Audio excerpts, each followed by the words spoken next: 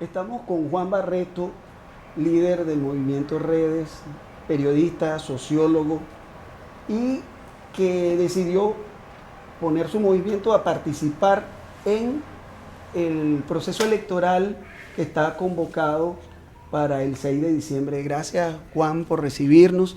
Y entrando en materia de una vez, votar a trocha y mocha en un escenario de pandemia complicado, eh, ¿cuál es la idea? Si además los médicos dicen que no es el momento para ir a un eh, proceso electoral por el peligro que eso engendra.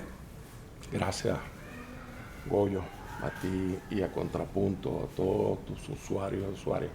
Fíjate, esa pregunta tú se la pudieras hacer a la oposición bielorrusa. Caería muy bien allá. Pero es que estoy aquí, Juan. Sí, Lo que pasa es que sí. la pandemia no me No te dejó dejo ir viajar. hasta allá, ¿no? Se podría hacer también en Moscú, donde Putin acaba de ilegalizar el partido de su principal oponente, luego de haberlo amenazado y que esta persona estuviera hospitalizada por envenenamiento. Entonces, la oposición tiene una confusión. Pareciera que para ellos la mejor forma de lucha es autoflagelarse, es como la autofagia, ¿no? Comerse uno mismo. Es como autonegarse los derechos. Imagínate tú que yo dijera, como metieron preso a Nick Merevan, como hasta a tuiteros han metido presos, como hay periodistas que se han tenido que ir del país, como han cerrado medios y radios, como Conatel todos los días le manda boletas, citaciones, amonestaciones a los medios audiovisuales, entonces yo no te voy a dar la entrevista, Goyo. Hasta que no hayan plenas garantías y plena libertad de expresión, no me expreso. Ya va, ese es un derecho, los derechos son inalienables, uno no puede renunciar a sus derechos ni que quiera. Uno no puede renunciar a su propia libertad. Por ejemplo, yo no puedo llegar a un tribunal o a un centro de detención penitenciario.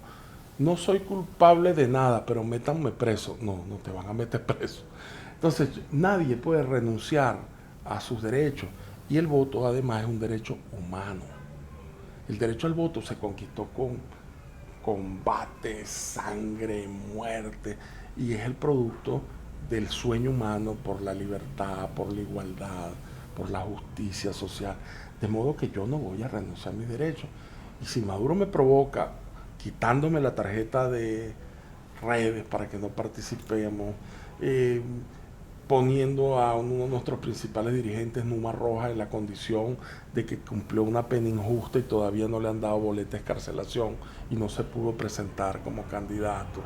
Y así Marcos Sabariego, compañero nuestro que va de candidato, está preso. Y así. Entonces por eso nosotros no vamos a participar, no, no, todo lo contrario. Esas circunstancias adversas más nos motivan, más nos obligan y más nos comprometen a presentarnos en esta disputa electoral en las condiciones más adversas. Y obviamente uno dice, ojalá hubiesen condiciones ideales. Ahora, las condiciones ideales las crea uno desde un estado de fuerza. Y obviamente los sectores que adversamos a este mal gobierno no tenemos la fuerza para imponer mejores condiciones. Se lograron un conjunto de condiciones que más o menos parapetearon la posibilidad y la ruta de la participación electoral gracias a que un grupo de partidos, pequeños partidos y de liderazgo, se reunieron con el gobierno, se creó una mesa de conversaciones donde, a pesar de la relación de fuerza adversa, lograron la libertad de ciertos presos políticos, lograron la representación proporcional, lograron que se garantice las elecciones y ahora se está luchando porque haya veeduría internacional, porque haya acompañamiento. El gobierno seguirá haciendo todo lo posible por ganar, creando las peores condiciones para los opositores. Yo veía hoy en La Vega una diputada, una candidata a diputada del PSUV, entrando con PDVSA gas, con los camiones de PDVSA repletos de bombonitas. Y entonces decía un locutor, la diputada, la candidata a diputada, logró la dotación del gas para el bar. O sea, bueno, dos delitos. Peculado juntos, ¿no? de uso y abuso electoral, porque todavía no hay campaña además. Pero bueno, en fin, uno dice, ¿por qué lo hacen? Porque entonces, el presidente Maduro encadenando al país para que conozcan los candidatos. Eso es un delito. claro, pero eso no desdice entonces de estar siendo colaboradores de mantener ese estatus y preservarlo. No, Porque no, esos son los cuestionamientos que se les hacen Sí, sí. a quienes están apoyando esa plataforma. Mira, fíjate, yo te voy a echar un cuento. En 2018, el 20 de marzo de 2018, hubo unas elecciones y Maduro gana con 6.100.000 votos, perdiendo contra sí mismo en relación a 6 años anteriores contra Capriles Radosky, cuando sacó 7.236.000 votos. Es decir, Maduro en 6 años de gobierno perdió 1.130.000 votos aproximadamente. Henry Falcón saca 2 millones de votos. Y la oposición, llamando a la abstención, incrementa la abstención histórica, que es de un 20%, la incrementa 27 puntos. Si tú sumas los 27 puntos de la abstención y lo que sumó Henry Falcón, la oposición hubiese sacado aproximadamente 7.400.000 votos, 7.600.000 votos, y si Maduro sacaba 6.100.000, como dice que sacó, la oposición lo hubiera barrido con una ventaja de 1.200.000 votos. ¿Quién es el colaboracionista? ¿El que participó en las peores de las condiciones y ganó? ¿O el que dejó de participar so pretexto de caer en la provocación del madurismo, que siempre actúa con ventajismo? Yo fui a votar, yo voté por Henry, por cierto. Yo voto aquí mismo a una cuadra de mi casa, donde queda el Seguro Social. El punto rojo del PSUV estaba exactamente en la puerta del centro electoral. Y cuando yo iba a votar, la gente del PSUV me hostigó. Una señora me tiró un vaso de jugo, me lo pegó en la espalda y yo seguí. Pero era como para crear una incidencia, una situación como un caos. O sea, el ventajismo llega hasta la agresión de los electores. Y sin embargo, hay que participar. Si el argumento del colaboracionismo fuera válido, no se hubiese llevado a cabo el plebiscito organizado por Pinochet en Chile, que él daba por sentado que lo iba a ganar. Pero en Venezuela no hubiera participado URD y no le gana el plebiscito a la dictadura de Pérez Jiménez y Delgado Chalbó, y no hubiera sido posible entonces, por ejemplo, en Irlanda, que había una guerra, ir a un plebiscito con carácter vinculante sobre la independencia.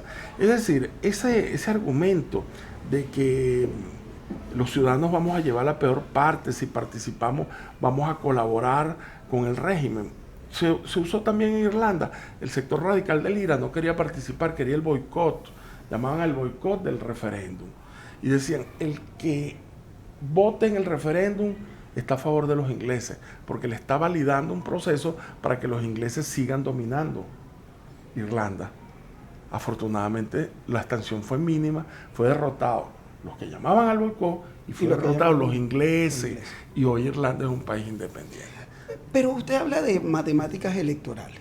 Es verdad, ya sacamos la cuenta, usted acaba de hacer la cuenta de los votos de Maduro, pero la matemática política en Venezuela pareciera que nunca cuadra.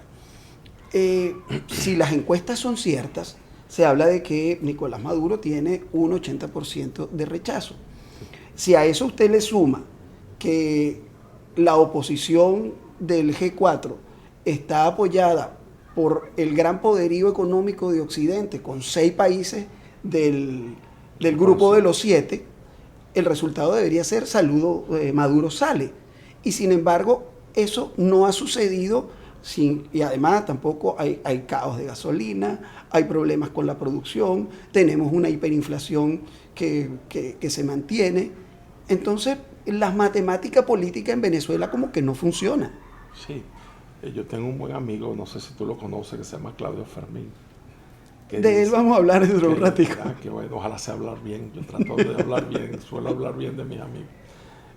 Claudio dice que Venezuela es un país que donde termina el nombre Venezuela, ahí comienza la sinrazón. La lógica termina cuando termina el nombre Venezuela. Entonces aquí este es un país de cosas insólitas. El analfabetismo se ha disparado después de aquella misión Robinson de Chávez, que fue exitosa.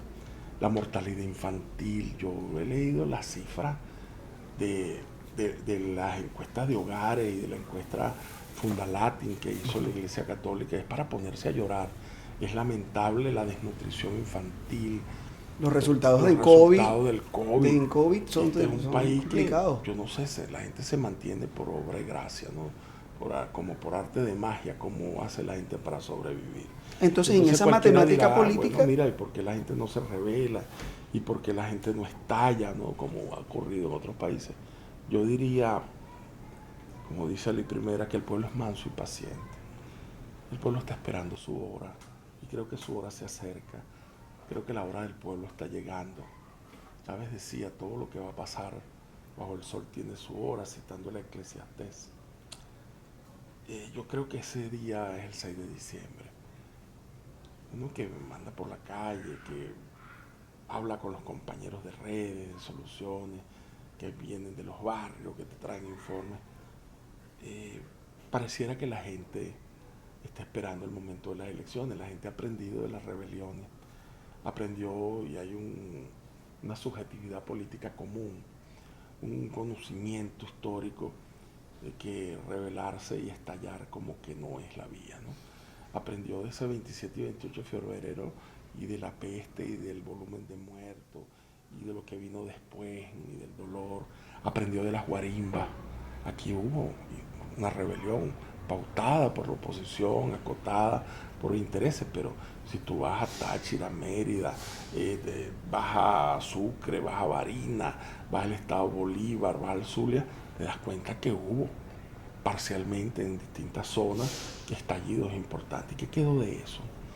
Creo que el pueblo no va a seguir por esa vía y que el pueblo está apostando a una salida democrática, y esa salida democrática puede ser, claro, si nos lo proponemos y si sembramos conciencia alrededor de esto, puede ser este 6 de diciembre. Pero las encuestas dicen que se proyecta una alta abstención. Bueno. Y en el escenario de la alta abstención, el gobierno, o sea, el oficialismo siempre saca la mejor parte. Esa es la paradoja de el vaso medio vacío y medio lleno.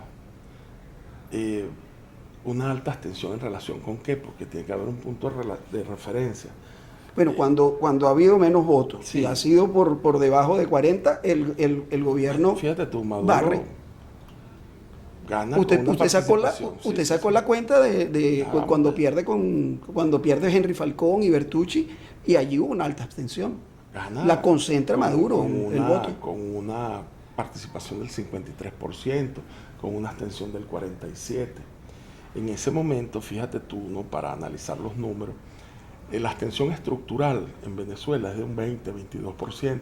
¿Qué es la abstención estructural? Señora amiga mía, le voy a explicar qué es la abstención estructural. La abstención estructural es la abstención que siempre se presenta porque no hay manera de evitarla. Por ejemplo, el registro electoral cerró en junio y de junio a diciembre un poco de gente se murió por el COVID. Esa gente aparece como votante potencial, pero no va a ir a votar. Uh-huh. Se murió y dejó de votar. Entonces aparece como que se abstuvo, pero no que se abstuvo, que se murió. Uh-huh. Hay un grupo de gente que no va a ir a votar porque se fue del país, por ejemplo, y aparecen registrados porque se fueron entre junio y en la fecha de las elecciones. Entonces, esa abstención que siempre ha estado alrededor del 20-22%, rondando esa cifra, se incrementó con la Iglesia llamando a la abstención, con Fede Cámara llamando a la abstención, con todos los partidos unidos alrededor del G4 llamando a la abstención, se incrementó solamente un 20%. Es decir, el potencial de llamado de la abstención es de un 20%. de unos 2 millones de votantes. ¿Qué significa eso sobre una población de 10 millones, ponte de la mitad de los participantes, y de unos 3,5 o 4 millones de electores en una población total de 20 millones 700 mil electores? Ese volumen que logró la oposición en el mes de marzo del 2018 no se va a repetir. En este momento la Iglesia está llamando a participar, Fede Cámara está llamando a participar, todos los partidos que de manera unánime apoyaron a Guaidó hoy están fracturados, no hay uno de ellos que no esté fracturado, y todos esos partidos que están fracturados, por lo menos una porción de ellos va a participar en la abstención, en la votación, en la elección. Es decir, el llamado a abstención no solamente está fracturado y debilitado, sino que también padece el mismo debilitamiento que padece la figura de Guaidó, que se ha venido degradando y desgastando políticamente. Pero además, en 2018 el llamado a la abstención era una novedad. Era una promesa. Nos abstenemos y después se precipita el final de Maduro. O sea, esas eran las expectativas. Eran las expectativas. Hoy esas expectativas han sido frustradas y buena parte de la gente que se abstuvo de manera militante, es posible que ahora lo haga por desgano, pero que lo que te quiero decir es que esa consigna ya no prende, ya no entusiasma, ya no moviliza. Fíjate tú cómo Guaidó ha venido improvisando. Hace unas semanas hablaba de una abstención activa, de que ellos iban a hacer una consulta paralela, y ahora está apelando a los gobiernos del mundo para atizar el intervencionismo una vez más y para buscar soluciones externas, inconstitucionales. Pero eso Yo creo no que se... en el abstencionismo de Guaidó hay confusión. Puede que se haya, digamos, desgastado, pero eso significa que del otro lado hay un estímulo al voto. Sí, ¿Ustedes sí, creen sí, que lo han logrado? Sí, pero no con, además con toda la... Pero no es que lo hayamos logrado nosotros, porque especialmente hemos tenido éxito en oponernos al abstencionismo. Yo creo que lo está logrando el propio Guaidó con sus torpezas y tonterías, que lo está logrando Guaidó con los altos niveles de corrupción que ha mostrado, con su incoherencia, lo ha logrado la oposición dividiéndose en N fragmentos. Y eso no atenta contra la posibilidad de volverse una opción de poder dentro de la oposición. Ahí vamos Vanessa. Mira, las encuestas que tú me reseñaste, estoy muy ronco, que tú me reseñaste hace rato, ¿qué dicen? Data Analysis, Datincore, Delfos, Datingroup. La mayoría dice que hay un 34% convencido que vaya a votar sí o sí. Que hay otro 24 o 27% que dice que probablemente vota. Esos números son altísimos para la fecha. Nosotros estamos hablando que todavía oficial y formalmente no ha arrancado la campaña electoral, que es la campaña de convencimiento del votante. Y sin embargo, ya entre el 47 y el 55% de los electores dicen que van a votar. Para una elección intermedia, como es la elección de diputados, que no es la elección presidencial, que es la que más convoca, entre el 40 y el 60% de la participación es altísimo. Si lo comparas, por eso te decía cuál es el punto de referencia, si lo comparas con cualquier otro país de América Latina y del mundo occidental, es altísimo.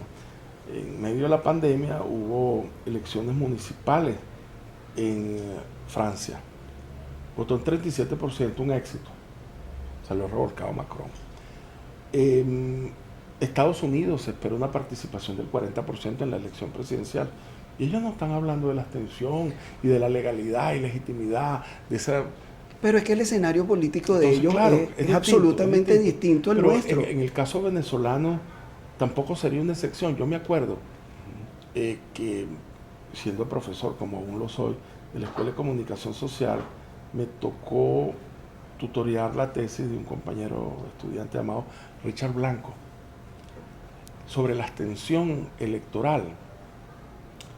del año 87, de las elecciones municipales, donde la abstención llegó al 76%, gobernando Luis Herrera Campi. 76% fue el récord de abstención en Venezuela en una situación de normalidad. Nadie dijo nada, todo el mundo le pareció normal. Vuelvo Entonces, el escenario es distinto va a ser y de se una alta requiere participación. y la gente, y pareciera que el escenario venezolano requiere en este momento para ser convincente, para dar legitimidad, para ser Claro. políticamente correcto, no de repente electoralmente correcto, sino políticamente correcto, que haya una participación para convencer al mundo de tantas dudas que se han generado. Sí, mira, por eso te digo, ¿no? Todo lo que podamos decir hoy es especulación, hay que esperar el día de las elecciones. Ahora, ¿cuál es mi apuesta? ¿Cuál es la sensibilidad política que tengo alrededor de esa pregunta? Sobre la base de los datos que uno maneja, de las referencias que uno recibe, de la información que uno lee, a mí me parece, y también de la calle, ¿no? de tocar la calle, que va a haber una altísima participación. Eso es lo que siento y es la apuesta, por eso estamos trabajando, para que haya una altísima participación y la gente vote por quien vote, salga a votar y exprese, ¿no? Nosotros hemos dicho que estas elecciones deben convertirse en un plebiscito. Me alegró mucho ver a los compañeros de la Plataforma en Defensa de la Constitución hablando en los mismos términos. Yo lo vengo diciendo hace algunos días. Un plebiscito porque si hay una alta votación se derrota el abstencionismo y derrotar el abstencionismo es derrotar al intervencionismo. A los que apuestan a que se terminen de descuadernar y se terminen de pulverizar las instituciones para que esto se convierta en un país sin ley y justificar la intervención. Juegan al caos, a la destrucción total, al vacío total, para que haya un proceso redentor, como ellos lo dicen, de intervención militar que le va a costar sangre y dolor al pueblo de Venezuela. Estaríamos derrotando el intervencionismo, pero si además la suma de los factores que adversan al gobierno es superior a la votación que saca el partido de gobierno, no importa que el partido de gobierno sea la mayor de las minorías o que saque el mayor número de parlamentarios, esa suma de todos los factores de la oposición derrotando al gobierno en votos totales va a demostrar también que el pueblo está cansado del gobierno. Es decir, si las 5 o 6 fracciones de grupos políticos que están participando, que son factores de oposición, incluso sumando a aquellos que vienen de un reciente desprendimiento de factores de lo que fue el polo patriótico, digamos el PCB y el PPT y otros grupos que se han sumado a esa alianza, es mayor a la votación del gobierno. Pongamos, si el resultado es de los que participa el 55%, y esos son aproximadamente 10 millones y medio de electores, 11 millones de electores, y el gobierno saca 3 millones y por fuera hay 7 millones, 8 millones de votos, eso le está diciendo al país y al mundo: no queremos más este gobierno, queremos un cambio, queremos una transición acordada, pacífica y democrática, porque el pueblo democráticamente se está expresando. Eso es lo que está en juego. Ajá, y por eso entonces la gente debe salir a participar. Le pregunto entonces, pero se percibe dentro de los factores políticos que están participando y oponiéndose al gobierno, una atomización, una fragmentación. ¿Eso no le hace un flaco favor a la posibilidad de volverse una opción de poder? O, digamos, la división de la oposición no repite los esquemas de la izquierda venezolana hasta que llegó Chávez y la amalgamó. Fíjate, ahí hay un conjunto de mitos, de relatos, de narrativas que se dan por cierto y que no son exactamente verdaderos. Uno, la unidad del amontonamiento, la suma de siglas en un sancocho, en un pasticho de sumas, es garantía de victoria. ¿Por qué digo que es falaz ese argumento? Hay sumas que restan. Imagínate que yo salga al lado de Bernabé Gutiérrez y que tú veas esa rueda de prensa. Y entonces Goyo se preguntará: caramba, pero Juan Barreto no era que estaba en contra de aquellos que pedían sanciones hasta ese día. Y ahora, por razones puramente pragmáticas, oportunistas electorales, como Bernabé parece que tiene unos votos y está participando en las elecciones, Juan Barreto pasa la página, borrón y cuenta nueva, y ni siquiera le pide una rectificación autocrítica a Bernabé y ya se retrata con él. Yo creo que yo saldría perdiendo. Porque si yo tengo credibilidad para algunas personas, en ese momento se produce un punto de quiebre. Hay muchos de estos factores que están participando, que hasta hace horas, en términos políticos, hasta hace horas, votaron a favor de las sanciones en la Asamblea Nacional. Se fueron hasta los centros de poder del mundo a solicitar bloqueo.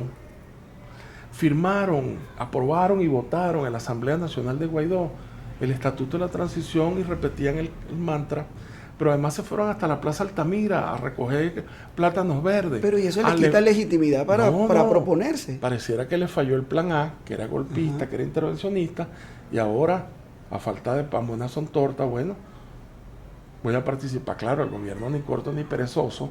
Les toma la palabra. Que les toma la palabra porque le conviene dividir a la oposición. Les dio partido hasta por taquilla, pues. Sin recoger firma, nada, toma un partido. Repartieron como el que reparte carta en un blackjack, ¿no? Y le dieron partido para que participen. Entonces, como el objetivo es derrocar a Maduro, el objetivo es salir de Maduro, a los Ramos Alú, en 6 meses salgo de Maduro, no. Entonces nos sumamos todos. Nos sumamos los que estamos a favor de la soberanía, en contra de las sanciones, con uno que viene de estar apoyando eso y que todavía no me ha explicado si realmente es que él no cree en eso, es que él se convenció, se arrepintió, o si simplemente él está viendo que, bueno, si participo garantizo un curul para seguir echando vaina. No. Yo creo que en política hay que ser más serio. Eso que llaman la oposición es como este mantel de cuadro. Están juntos, pero no están revueltos. Entonces es bueno y es sano, es saludable que cada fracción, grupo, se perfile, le diga a los ciudadanos quién es, qué somos y qué queremos. Entonces, Movimiento Redes, fíjate, ¿se perfila como una opción de poder? ¿O cuál es la intención? Nosotros creemos que el pueblo debe ser poder. Poder para sí mismo, eso no vale la pena. Mira, yo me hubiese quedado al lado de Chávez en silencio, sin decirle nada, sin criticarle nada. Hubiera quedado al lado de Maduro, riendo sus chistes, que a veces son buenos, a veces son malos. ¿Quién sabe si estuviera ocupando una posición? Cuando nosotros, y digo nosotros porque no soy yo solo, hemos asumido posiciones críticas, cuéstenos lo que nos cueste, lo hemos hecho a pesar o independientemente de que salgamos del poder y nos alejemos del poder, porque el poder no puede ser un fin en sí mismo. Nosotros sí creemos que hay que construir una opción de poder, pero ¿qué tipo de poder? Un poder democrático, un poder al servicio de la ciudadanía, un poder que reivindique la soberanía. Pareciera, por ejemplo, que el sector que sigue a Guaidó no le importa ceder la soberanía de la nación, siempre y cuando eso signifique que ellos van a ser los gerentes representantes de la casa comercial matriz. Es decir, siempre y cuando a ellos no les importa ser los empleados, con tal de que ellos en el patio sientan que tienen el poder. Oye, qué triste, ¿no? Para una persona que nació aquí, que ceda su propia nacionalidad solamente porque una superpotencia le va a garantizar la ilusión de tener el poder. Esa no puede ser la conseja de demócratas, de personas que venimos de la izquierda, del compromiso con la gente, del compromiso con los que luchan. Yo he tenido de manera efímera posiciones de eso de mando, pues, de poder, y no podrán decir lo que sea, pero lo que no van a poder decir es que nosotros le cerramos la puerta al pueblo. Cuando yo fui alcalde, por ejemplo, la alcaldía se la pasaba las 24 horas en atención al soberano, atendiendo gente, consiguiéndole remedio, muleta, con Fabiola, la compañera Fabiola Arlet, al frente de esa dirección, haciendo casas, la misión vivienda. Me van a desmentir algunos, pero fue así. Nace con las casas que nosotros construimos allí donde estaban los containers arriba en La Pastora. En La Pastora, ahí nace la misión vivienda. Tú estuviste, ¿verdad, Pelusa? Y Chávez dijo, nace una nueva misión. Estaba Naomi Campbell a la hora, y la misión negripólita de los indigentes que nosotros recogíamos en las calles. Entonces, ¿Para qué es el poder entonces? ¿Para uno enriquecerse? No, chico. Para hacer negocio con la familia y para andar con cortejos de aduladores. No. Entonces el poder por el poder mismo tampoco vale la pena. Fíjate tú, aquí se dio la posibilidad de hacer un referéndum revocatorio a Chávez. ¿Y quién sabotea el referéndum revocatorio? Bueno, en primer lugar el gobierno, claro. Ese es su deber, tú me haces, yo te hago. Claro, está peleando, ¿no? Pero la propia oposición se saboteó.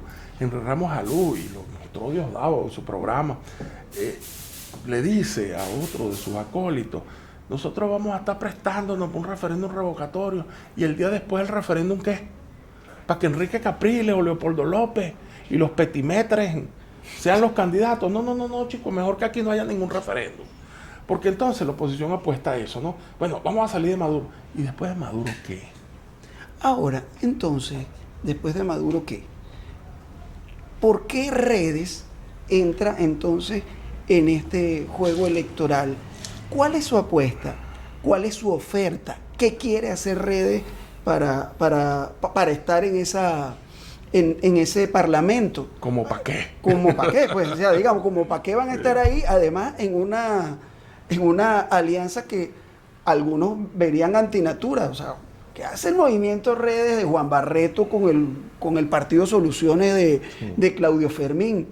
O sea, lo que tienen en común es que fueron alcaldes de Caracas. Ellos son negros y se entienden. No, pero usted es más blanco, ¿no? Usted es más blanco. ¿Usted es de Magallanes? No, chico, conchole, qué desastre. Yo soy de La Guaira. Pero Claudio es del Magallanes. Bueno, el Magaguaira. Bueno, entonces, te lo voy a explicar. Pero, o sea, ¿qué van a hacer? O sea, ¿cuál es la oferta? ¿Qué va a hacer los diputados de Redes? Yo te lo explico. No, sí, que estoy preocupadísimo por eso. Vale. Mira, ¿a qué vamos? Nosotros apostamos, en primer lugar, a romper la polarización, a que esos dos grandes bloques, uno atrincherado en un poder del Estado, como es la Asamblea Nacional, y otro atrincherado en el Ejecutivo, que no es poco decir, uno con el apoyo internacional de 50 superpotencias extranjeras, y otro atrincherado en el poder del Estado y los recursos que aún maneja. Y dos potencias importantísimas, como China y como Rusia, y siquiera mete a Turquía allí, que tampoco es poca cosa. Que también le ronca. Entonces, triturando a las instituciones y a los ciudadanos, deslegitimando al Estado y pervirtiendo las relaciones políticas en una confrontación extraconstitucional. Nosotros necesitamos comenzar un proceso sostenido de reinstitucionalización del país. Me decía un compañero periodista en otra entrevista, y lo refiero, Claudio habla mucho de la reconciliación nacional. ¿Cómo es eso? Ahora te veremos agarrado de la mano de María Corina y te veremos visitando a Leopoldo López. Esa es la reconciliación nacional. Dice, no. La reconciliación nacional es el respeto de la Constitución y las leyes. En Estados Unidos, tú tienes un problema con el vecino y tú le tocas la puerta y le dices: vecino, vengo a traerle la boleta de citación mañana en un tribunal. Uno ve a cada rato a los actores y las actrices demandando al promotor, al otro, ¿verdad? Porque confían en las instituciones, y las instituciones actúan como aparato mediador de las diferencias entre los ciudadanos. Entonces, si no hay instituciones, si no hay legitimidad, si la gente no confía, o más bien desconfía de las instituciones y las leyes, todo el mundo toma la justicia por su mano, cada quien hace de las suyas y se convierte el país en un sálvese quien pueda. ¿Cómo comenzar ese proceso? ¿Cómo han hecho otros países? Bueno, lo primero es rescatar la principal institución del país, la más democrática de ella, porque es la más representativa, como es la Asamblea Nacional. Volver a una Asamblea Nacional que tenga legitimidad de origen y reconocimiento social. Esa institución hoy no existe. Por un lado está Parra, por otro lado está Guaidó, hay una asamblea constituyente y no se sabe, no hay poder legislativo. Bueno, pero ha sido parte del juego, digamos, del poder y del poder para tratar de diluir toda la presión que haya y la Contraloría sobre el poder. Y no podía ser de otra manera. La oposición gana la mayoría. ¿Qué dice Henry Ramos cuando llega a la presidencia? te saco en 6 meses. O sea, voy a poner esta institución del Estado al servicio de la conspiración para salir del Poder Ejecutivo. Oye, ni corto ni perezoso, Nicolás Maduro inmediatamente le tiró un desacato, figura que tampoco existe en la legislación. Entonces todo el mundo respeta la Constitución, incluso se dice que el llamado a las elecciones es inconstitucional, lo dice Caleca, el Lobato. Se rompió. Entonces, aquí es un sálvese quien pueda Tenemos y todo el que mundo... comenzar un proceso de reinstitucionalización y eso pasa por recuperar a la Asamblea Nacional, no para una facción, para el debate político público, para el control social del Estado, para la presentación de leyes que vayan a favor de los ciudadanos. Por ejemplo, tu amigo Juan Barreto le propone a los ciudadanos, ¿y qué tal si presentamos un proyecto de ley de emergencia, de recuperación de los servicios públicos de agua, corriente y electricidad, que pase por la despartidización de la función pública? No de la despolitización, porque todos los ciudadanos tienen derecho a ser políticos y a hacer política, sino la despartidización. Que no me vayan a poner, chicos, a un funcionario a administrar el servicio eléctrico por el hecho que es militante de un partido y compadre de fulanito de los palotes, que me pongan al mejor de los profesionales y que se cumpla la ley de carrera administrativa. Eso se puede lograr desde la Asamblea Nacional. Pero además, si hacemos el milagro y nosotros, los movimientos sociales y populares, junto con Soluciones, con otros partidos y organizaciones, somos mayoría, nosotros podríamos adelantar el referéndum consultivo sin esperar a que lleguemos al revocatorio. Nosotros podríamos consultar al pueblo sobre distintas soluciones para la salida de los problemas que nosotros hoy tenemos. Esa sería una de sus propuestas. Por ejemplo, recortar el periodo del Poder Ejecutivo, o una enmienda, que eso se puede lograr con mayoría simple, una enmienda puntual de la Constitución donde se reduce y se recorta el mandato del presidente. Eso podría ser una propuesta. Eso podría ser una propuesta y vayamos a un proceso donde el presidente Maduro o quien decide el PSUV se mida y volvamos entonces a unas elecciones pautadas, acordadas, con veeduría internacional, y bueno, y que gane el mejor, que gane quien gane. Y entonces eso le convendría al gobierno porque se sacude el estigma y la impronta del no reconocimiento del proceso electoral del 2018 y entramos en un proceso de normalización de las relaciones políticas. Entonces, podrían estar construyendo a partir de estas elecciones una verdadera salida política. Una acordada, negociada, pacífica y democrática que nos permita, por ejemplo, desde la Asamblea Nacional, llegar a un acuerdo con el Ejecutivo. Ya son colaboracionistas otra vez. Pero es que, claro, eso es lo que dicen los que no quieren nada. Es todo o nada. Resulta que en política la gente se acuerda. ¿Y por qué llegamos a un acuerdo? Llegamos a un acuerdo porque no somos idénticos, porque tú piensas de una manera y yo de otra. Ajá, ¿cuál sería ese acuerdo? Por ejemplo, a partir de la Asamblea Nacional. Por ejemplo, para desbloquear fondos públicos de Venezuela, del Estado venezolano, retenidos ilegalmente por superpotencia, como el caso del oro que está en manos de los bancos británicos. Y de ese modo podría entrar dinero fresco a las arcas del Estado para atender problemas como la pandemia. Entonces muchos dicen, pero es que se lo van a robar, ¿por qué? Bueno, pero eso es, si corro, me dispara, y si me quedo quieto, también me pega, ¿no? Entonces no puede ser. Nosotros podríamos decir, bueno, se crea una comisión especial de administración de esos fondos. El gobierno, y yo no estoy contra el gobierno, porque sí, yo estoy en contra de las políticas equivocadas del gobierno, pero tampoco estoy por solidaridad automática a favor del gobierno de todo lo que diga. Lo que diga Maduro, lo que diga el PSUV, no. Mira, el gobierno había logrado que unos fondos de la CAF se destinaran a la recuperación del sistema eléctrico del estado Zulia.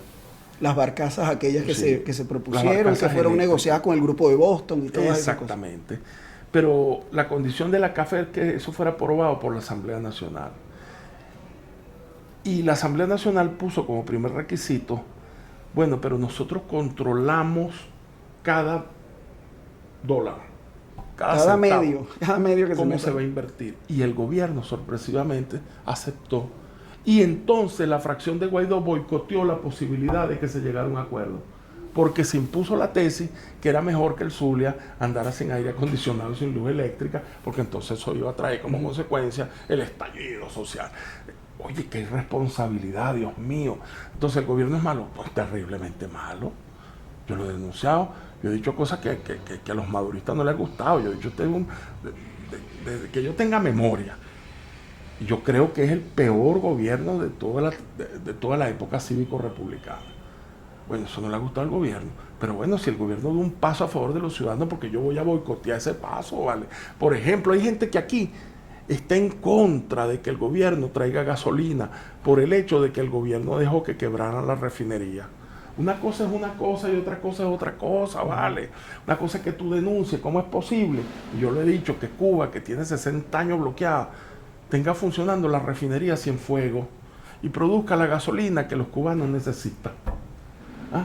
Y hay que ver que el bloqueo es brutal. ¿Ah? Irán no solamente fue bloqueada, sino que hace 20 años, 30 años, tuvo una guerra. Todavía se están recuperando el 1.000.000 de muertos que le costó esa guerra. Y producen gasolina para ellos y además nos venden. Y tienen 27 años bloqueados. Y nosotros entonces ahora, el bloqueo que comienza en 2017, Maduro está de 2014, el bloqueo que se hace duro y que pasa de las medidas unilaterales personales a medidas políticas y económicas a partir del 2019, entonces ahora el bloqueo es el culpable de que las refinerías, porque tenemos un montón de refinerías, entre ellos el CRP, el Centro Refinador de Paraguaná, Cardón, El Palito, José, no funcionen, bueno, producto del bloqueo. Y la mala administración, y la corrupción, y la desidia. Ah, bueno, pero entonces está el otro extremo, Toro Hardy. Toro Hardy, yo lo vi en estos días, me da risa. Eso es culpa de Chávez, que en 2012 con un pito votó a Juan Fernández. Pero ya va, Juan Fernández se fue en 2012 y en 2016... En 2015, Cardón estaba produciendo 900.000 barriles de gasolina, que era su tope, estaba a tope. Y hoy está produciendo 25.000. Entonces, eso es por culpa de que Chávez tocó un pito y votó a Juan Fernández. O sea, eso es extremismo, ¿no? Uh-huh. Entonces, bien hecho que no haya gasolina, para que la gente se caliente. Y cómo se mueven las ambulancias, y cómo van la gente para el trabajo, y cómo la gente saca de emergencia un herido de su casa a medianoche. Nos pasó a nosotros, los de redes, un compañero del Zulia, y lo digo con nombre y apellido, y con dolor, que se llama José Luis Hernández. Su hijo se le murió en los brazos. Primero le dio una apendicitis que se le convirtió en horas en peritonitis y se le murió el chamo con una septicemia. Porque no lo pudo llevar. No lo pudo llevar. Mientras martillaba a los vecinos un galoncito de gasolina. Y después salió, lo paró la guardia. ¿Y por qué te va? Ese niño está fingiendo. Y no sé qué, una hora ahí también con los guardias. El hombre se puso a llorar, por fin lo dejaron. Cuando llegó a un hospital, aquí estamos contaminados coronavirus. Otros ni la puerta abrieron. Y cuando llegó a una clínica, pero ese un momentico, entonces tocó el niño, estaba frío, se había muerto. Entonces ese es el horror. Eso es el horror lo que estamos viviendo. Un gobierno malo pa'lante y una oposición envilecida. Pareciera que no les duele el dolor del pueblo. Eso hay que acabarlo. Y si tenemos que lograr en la Asamblea un acuerdo para conseguirnos reales, para que las refinerías funcionen y haya gasolina para todo, y que esa nueva Asamblea Nacional pueda ejercer la función contralora de esos recursos para que no se los roben. Así será. Y si nosotros podemos desde la nueva Asamblea Nacional decirle a Trump o a Biden o al que esté allá, mire señor presidente gringo, Citgo es de Venezuela, ya no está Guaidó, devuélvame mis peroles, vamos a producir gasolina en las refinerías que tiene Citgo y vamos a traer petróleo para Venezuela para no tener que estarlo trayendo desde Irán. Y vamos a hacer la auditoría a esa gasolina que se está comprando en Irán, a ver cuánto sale, a ver quién la compra, a ver cuánto queda de ese negocio, a ver cuánto de verdad se está embarcando y se está trayendo. Eso no puede ser un agujero negro que se traga la información, una caja negra de avión. que nadie sabe que, pues por ahí dicen, ¿por qué los aviones no los hacen de caja negra? Bueno, los gobiernos deberían hacer, los gobiernos deberían tener su caja negra.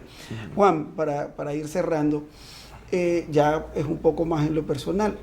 Uno de los grandes cuestionamientos que le hacen a usted como dirigente es que usted podría ser corresponsable de todo esto que está aquí, de todo lo que está sucediendo, porque usted viene del chavismo, porque usted fue militante del chavismo, formó parte acompañó al presidente Chávez, y aunque rompió con él, incluso Chávez estando vivo, algunos lo acusan, bueno, Juan Barreto está allí y ahora es de la oposición porque es un comodín y es una carta que se juega el gobierno para legitimarse. Sí, fíjate. Puedes decir lo que sea, para la verdad el tiempo. Yo tengo una trayectoria, seguramente he cometido muchos errores. ¿Sabes quién quién tiene tiempo que no se equivoca? Luis Herrera Camping, Carlos Andrés Pérez, hace tiempo que no se equivoca. Chávez también dejó de equivocarse. Yo dejaré de equivocarme el día que me muera. Pero una de mis grandes equivocaciones no es haber acompañado a Chávez. Así como yo, hay muchos que hoy están en la oposición que también lo acompañaron. Vladimir Villegas, Ismael García, Felipe Héctor Navarro, Héctor Navarro, Giordani. Yo me pongo a sacar la lista de chavistas que acompañaron a Chávez y hoy no están con Maduro y el madurismo, y la balanza se me inclina a favor de los que ya no están en el mundo civil, en el mundo militar. Y lo que queda hoy es una costra, una élite que se vació de contenido ideológico y político y que en nombre de Chávez está haciendo lo que le da la gana sin que eso tenga ninguna relación de continuidad con lo que Chávez pensaba. Chávez hizo muchas cosas malas, pero también muchas cosas buenas. Reivindicó al indio, a la mujer, al niño, le dio leyes especiales, hizo un conjunto de misiones que en su momento tuvieron mucha importancia. Llegamos a tener el salario más grande, más alto de América Latina, unos $470. Se venían de todas partes de América Latina a buscar trabajo aquí. Comenzó un proceso de democratización de las instituciones a partir de la democracia directa y protagónica, pero después se dio cuenta que había una desviación y dijo, Maduro, como si se tratara de tu propia vida, comuna o nada, que era llevar aguas abajo la democratización del país hacia la democracia económica plena, hacia la soberanía plena. Y pareciera que Maduro entendió la consigna mal, le dijo comuna o nada y optó por la nada. Y hoy estamos en un país que se hunde y que naufraga a su Pero suerte. usted acaba de hablar de una costra desideologizada, con esa costra hay que negociar entonces. Sí, hay que negociar, como le tocó a la Gualesa, negociar con Jaruzelski, con un partido comunista descompuesto y represivo, como le tocó a la oposición chilena negociar con el asesino de Pinochet y a la oposición argentina negociar con Videla y los restos, los estertores de la dictadura, como le tocó a el partido Arena de Dauvison negociar con el FSLN de El Salvador, a pesar de que habían realizado los de la ultraderecha masacres completas contra poblaciones. Yo todavía recuerdo la masacre de Masaya, donde mataron a más de 2.000 campesinos en unos 2 meses, una racia buscando guerrilleros. Y con eso se tuvieron que sentar los guerrilleros, o Nelson Mandela, que estuvo preso 30 años y pico, y se tuvo que sentar con Peter Botha y los blancos de Klerk para lograr un acuerdo. Y la iglesia sirvió de mediadora, y el obispo Desmond Tutu, que se ganó el premio Nobel, actuó facilitando después a través de una comisión de la verdad y la reconciliación, la paz, la pacificación de ese país tan importante. Sí, hay que sentarse con los que a uno no le gustan. Hay que sentarse con los que a uno lo persiguen, con los que a uno lo adversan, con los que se han prestado para la descalificación de uno, para los que le han hecho campaña negra, a los que lo han amenazado a uno. Con eso es que uno tiene que sentarse. Claro, desde una posición de fuerza, desde un proceso de acumulación que nos permita hablar de tú a tú, no de una manera temerosa, sumisa y subordinada. Y tú me decías entonces, bueno, apoyamos a Chávez, entonces ahora somos víctimas de un pecado original.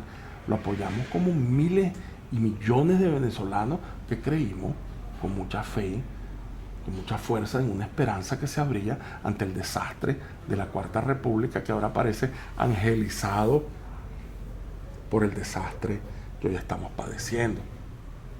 Es lamentable que un desastre siga a otro desastre, pero esa es la suerte que ha tenido Venezuela. Ahora, nuestra responsabilidad como ciudadanos nos está viendo para atrás y echándonos dedos. Y tú, Claudio Fermín, que estuviste en la cuarta.